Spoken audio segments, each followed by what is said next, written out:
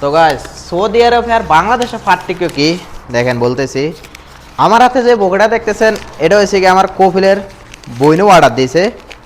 আমারা বলতেছে মোহাম্মদ সই ওয়াহেদ বোকে হাক 50 রিয়াল সই জব্বত মিয়াবাল মিয়া শাক্কেল কি 50 রিয়ালের একটা বোকে তৈরি করে রাখ সুন্দর করে ডিজাইনটা যেন সুন্দর হয়। তা আমি বললাম যে মাফি মুশকিল আনা জব্বত কি আমি বানিয়ে দিতেছি সমস্যা নেই।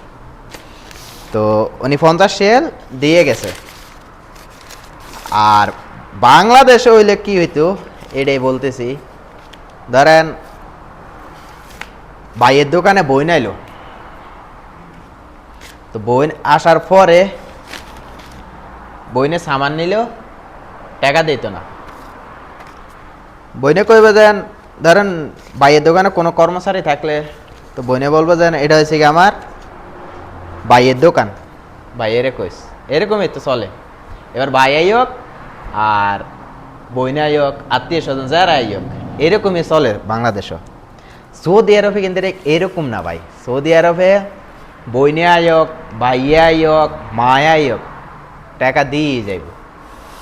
তো সৌদি আরবে এই কারণে আর কি ব্যবসা কইরা মজা আছে, ব্যবসা কইরা একজনে উঠতে পারে। বাংলাদেশও এই কারণে আর কি উঠতে পারে না ব্যবসায়।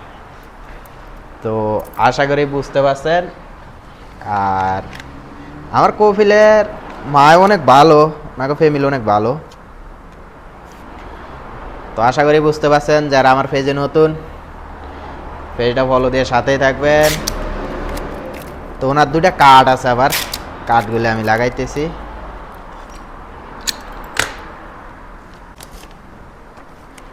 এই দেখেন 50 শেলের বোকেটা।